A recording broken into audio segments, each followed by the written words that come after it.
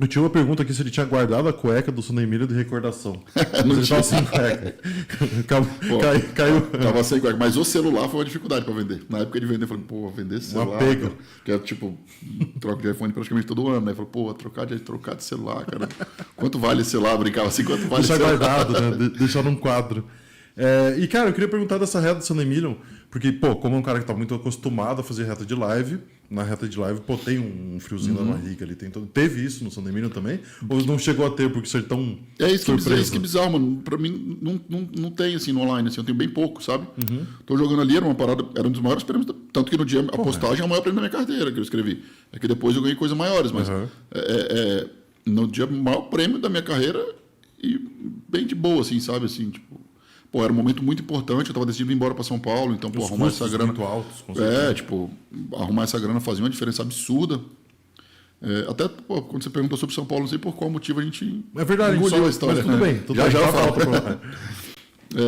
Então foi muito, muito importante mesmo, assim, porque na verdade mudou, né? Assim, sei lá, a gente vinha, o que eu fiz de fato, quando eu vim morar em São Paulo, quando eu fui morar em São Paulo, aluguei um apartamento de parede com H2 antigo.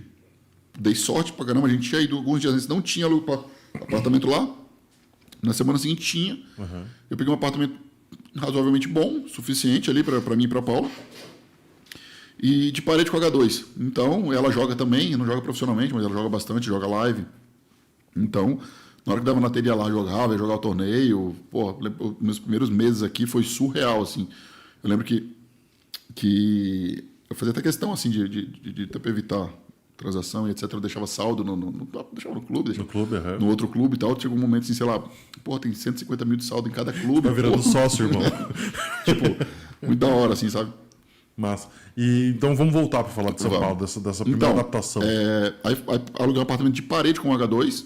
Então, eu lembro por que a gente perdeu a história. Que eu contei que eu vim para cá, fui para São Paulo para alugar o apartamento e aconteceu ganhando Sono Emílio.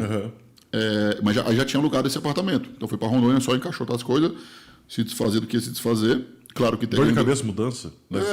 Ter ganho o Sono Emílio ajudou a chegar lá e falar assim, o que é isso? Vamos levar tudo. Vai, tipo, não vai nada. Tipo, sim, vamos comprar tudo novo. Tipo, não precisa levar geladeira. Levou o mínimo do mínimo, tipo. E aí moramos ali 3 anos de parede com H2. E aí, a vida em São Paulo, que eu levo, eu não passo daquilo que você perguntou ali, esse perrengue, porque eu costumo falar que a vida que a gente leva em São Paulo é como se fosse um turista em São Paulo.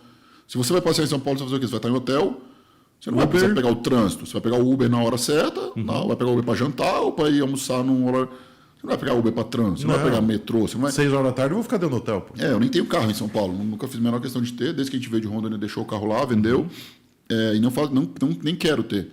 Porque só anda de Uber, passo de vários dias às vezes sem sair de casa.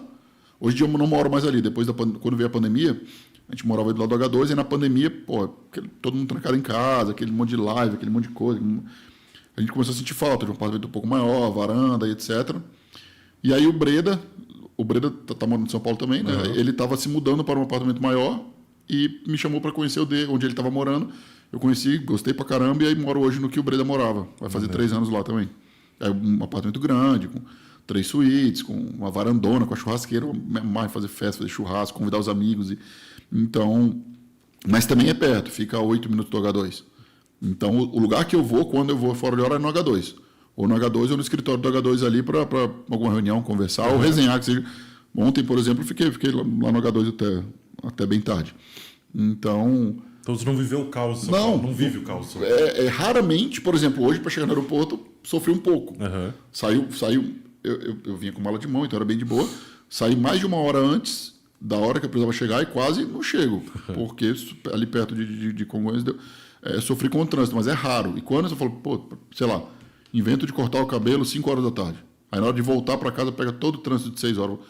Eu tenho o dia inteiro para fazer, por que eu fui inventar de 5 horas da tarde? Por que eu não fui 2h30, não fui 3, sei lá, não fui... Então, a gente desvia muito, muito mesmo. Então, a gente não pega o caos de São Paulo. Praticamente não pega, assim, é muito raro. Então, eu falo que sou como se fosse um turista em São Paulo. Em casa de boa, só vou no H2, só ando de Uber. Então, não passo esse... Tranquilo. Cara, eu queria... Mas assim, uma coisa que foi muito pesada é a diferença de custo de vida, né? Não compara, né? Nossa. Mas bem como ter vindo para São Paulo me abriu as portas, me abriu N oportunidades que nem negócios e tudo. Muito. Vive com muito pouco, assim, né? Claro que você consegue viver, se quiser, com muito também, mas você não precisa de muito. Em São Paulo, você já sai de um aluguel 5 vezes maior que Rondônia, sei lá, já sai de um...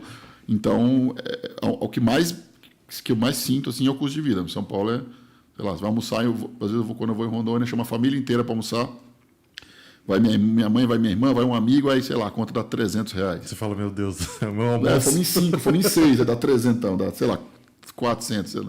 Vai eu e a Paula almoçar, jantar, dá 600, dá 1.000, se exagerar um pouco mais. Então, dependendo do vinho, né? Ainda mais na região que você escolheu, na região ali em volta da H2. Agora eu moro em Perdizes, ali moro ali. Perdizes também não é tão barato assim. Não, é caro.